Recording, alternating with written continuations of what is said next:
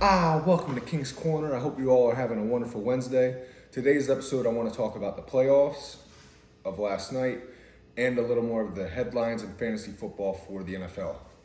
So, I wanted to start out with the playoffs because I know I said my observation yesterday was, oh my, Braun.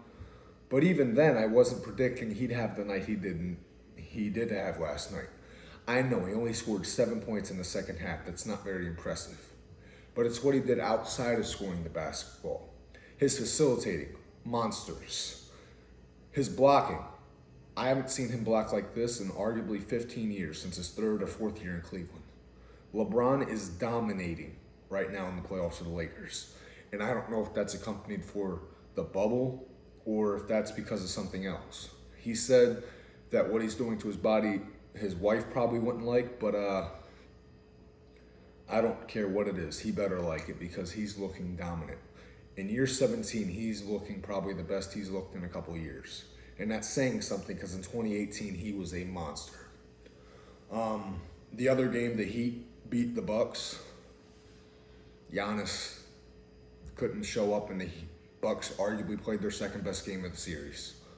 I know Bucks fans don't want to lose Giannis, but unless they get a number one star that can overshadow Giannis, why keep Giannis? The farthest he's going to get you is to the second round. And I know that doesn't sound bad to a lot of people, or the third round doesn't sound bad to a lot of people.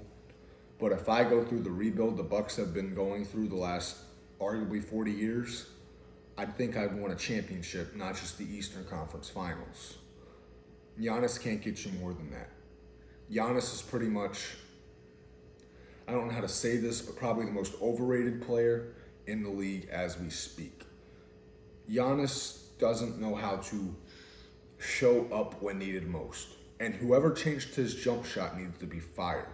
As a rookie, Giannis shot 36%. For some reason, his shooting coach, his head coach maybe, I don't know. They wanted him to change his form, and now he's down to 29%. Now, granted, that could also be mental, but you're in the playoffs, dude. Work what you think works best. And the old jump shot is what works best. You need to go back to that. The Bucks maybe should look to get off of Giannis. And I know that's a very hot topic. But you don't have 2 straight seasons of 60-plus wins just to lose in the second round or get destroyed in the first 3 rounds. You win 60 games, we're all expecting championship. And I don't want to hear 2020 as an excuse. Giannis didn't show up when needed. The Heat, shocking. I don't know how to say anything else. Jimmy Butler, when you left Philadelphia, I thought you were making the stupidest mistake of your career. But in hindsight, a year later, probably the smartest move I've seen anybody make in a while. I don't know how to say it. You saw something in Philadelphia none of us else did, but Jimmy Butler, the Heat's your team, and you have them playing the best basketball they've played in 6 years. Congratulations. You guys are going to have a tough series with the Boston Celtics after they beat the Raptors tonight. But I want to move off the playoffs. Let's get to the NFL. For the MVP award, if you're doing bets this year, I want to make my predictions on who you should place a bet on. Drew Lock. Place a bet on Drew Lock. That's for MVP, fantasy, whatever. Drew Lock is the guy to bet on as a dark horse. Why? He has an arm out of this world. He's very, very, very precisely accurate. I love watching him. He knows how to read a football field. And I know his numbers at the end of last year won't bounce off the phone, the book, the stat sheet, you name it. But there was one thing that you look at and you could see. He had talent, and when he was on the field, Denver did one thing and one thing only: win. He went 4-1 down the stretch. Before he came in, the Broncos were 2 and I want to say 5. 2-5. No, my bad. My mistake. 2-9. They were 2-9. Drew Lock showed everyone that John Elway finally didn't draft a quarterback based on his height. He drafted one based off of skill. And John Elway, you made a great decision. This was your best quarterbacking decision since Peyton Manning back in 2012. Hopefully, I'm right when I say he can be an MVP candidate. I'm 100%. I'm very, very confident. But stranger things can happen. He might get injured or something. But when you look at Drew Lock, I see MVP all over him. Offensive Rookie of the Year, the favorite right now, if you were going to try and say Offensive Rookie of the Year, Tua. Not Joe, Tua. Why? Joe Burrow is going to struggle behind that offense. He's going to get sacked a lot. He's going to throw a lot of picks, throw not as many touchdowns as people think. He's probably going to get injured because he's getting battered up. You can't get hit 50, 56 times within the first 8 weeks and expect to survive. He's going to get hit that or much more. That offensive line is probably the worst offensive line the league has seen in 40 years. Joe Burrow, I'm sorry, but I feel bad for you, man. You're going to struggle in Cincinnati. And it's in the cold. I would not want to be you. Tua, on the other hand, he's going to sit behind Ryan Fitzpatrick for probably 4 weeks. Maybe 6, maybe 7. He's going to end up going on a tear down the stretch. And he's going to end up winning the Rookie of the Year for one reason. Somehow, some way, Devontae Parker and Tua have connected, and training camp, it looks like him and Preston Williams and Devontae Parker have looked amazing. And I know it's just training camp. But Tua has only been in the league for a month. I know he got drafted back in April, but he's only been on the field for a month. Once you give him more time, and once he sees Ryan Fitzpatrick and he watches the film on Fitzpatrick, what he needs to do, what he can't do. And let's not forget, Tua was probably, if Tua doesn't get hurt, Joe Burrow's not first overall. Tua is.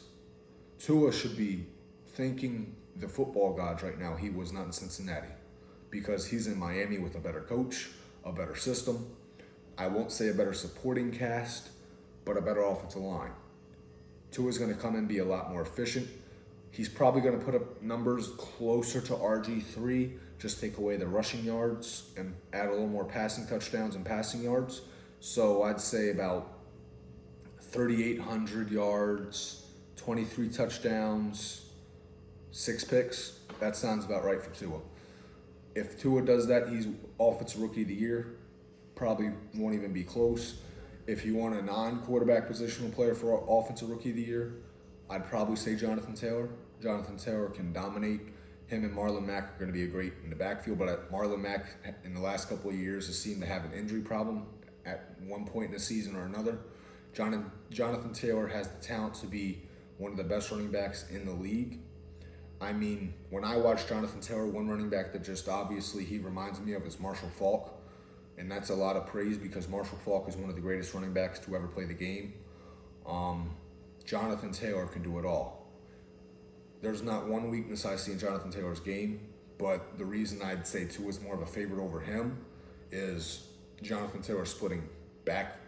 I mean, he's splitting reps between running backs. Usually that's not going to get you a lot of reps. And I know we're saying Tua is going to split reps with Ryan Fitzpatrick, but the difference is Tua is going to end up playing for a long period of time.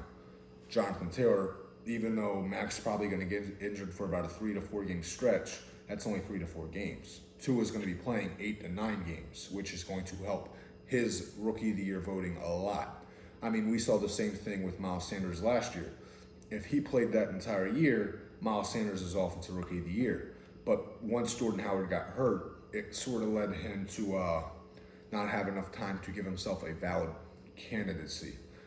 And he ended up, because Miles Sanders also ended up getting hurt, he ended up having to split reps with Boston Scott. So it sort of took his chances at Offensive Rookie of the Year.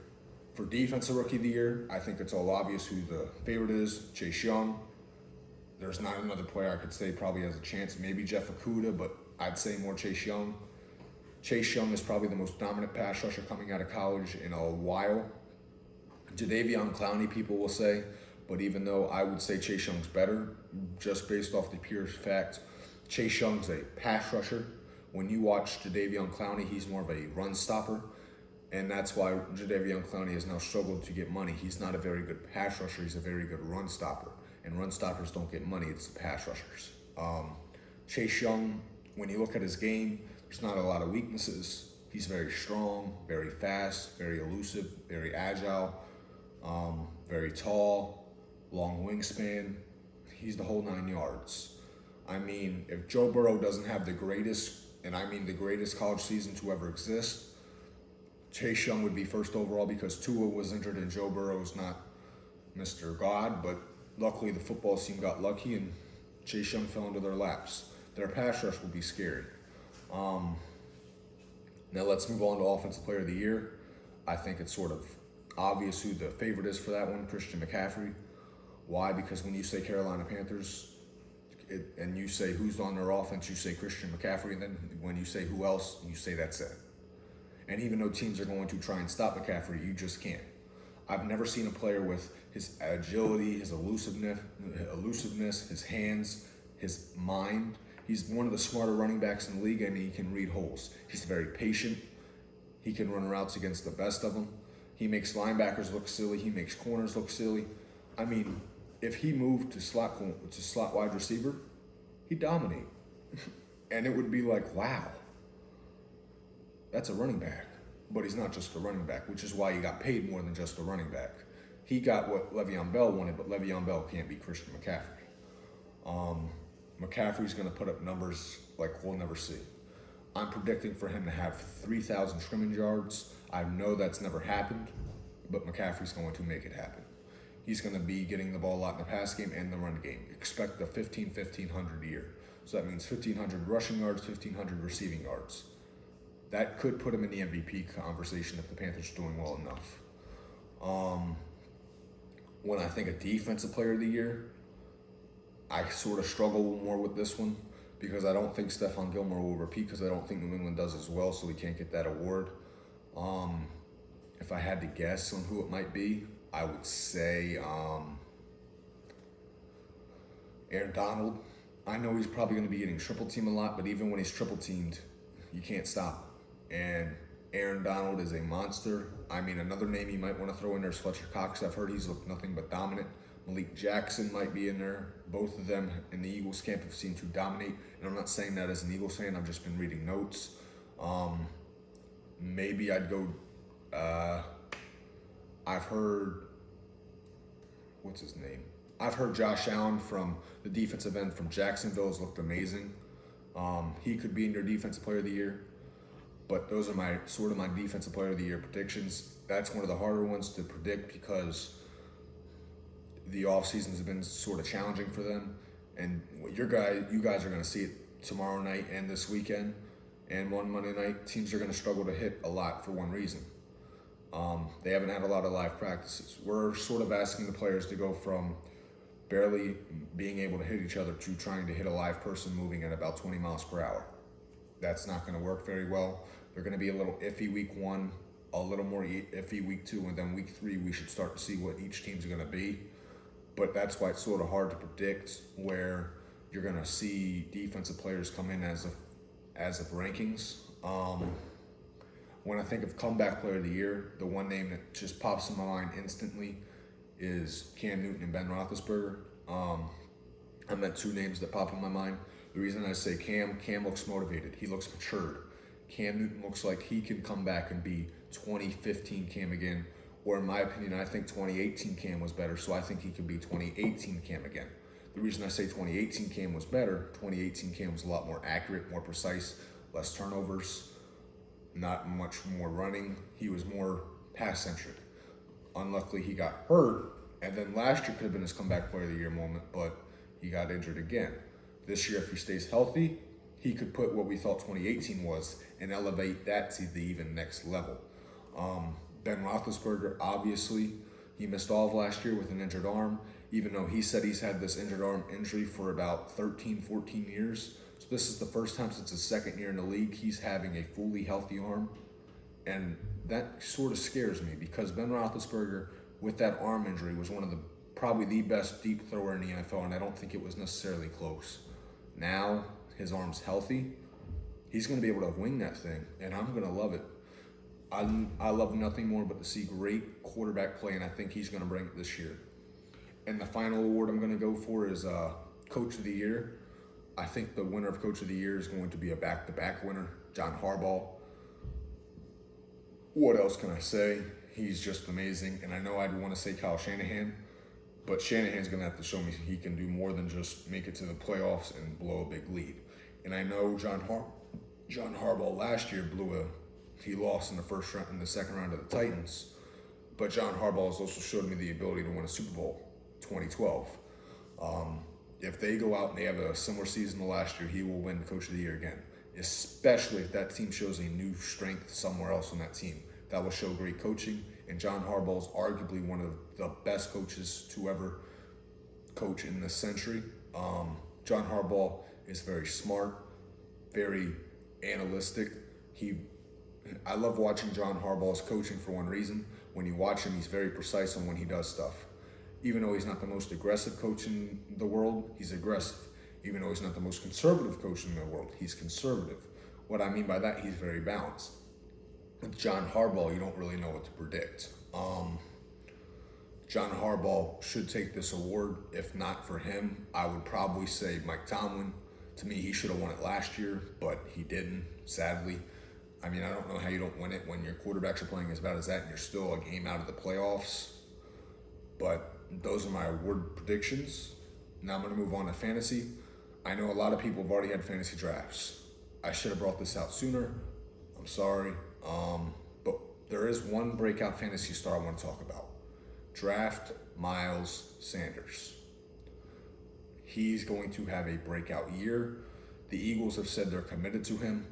Miles Sanders looks committed. I know he's a little banged up right now, but I think that's more of just resting him for week 1. This week against the Washington football team, he's a must start. I'm going to start doing these things on Fridays called Start 'em, Sit 'em. I know the NFL Network does that, but I'm going to sort of put a King's Corner flip on it. I'm going to put up 2 players. I'm going to start doing blind reveals, saying which one I think will have a better game, then putting their stats on the table, showing you which one's better, which one's not, and then showing why I believe the one should be a start and why this one should be a sit. Thank you for watching this episode of King's Corner. I hope you all have a wonderful Wednesday.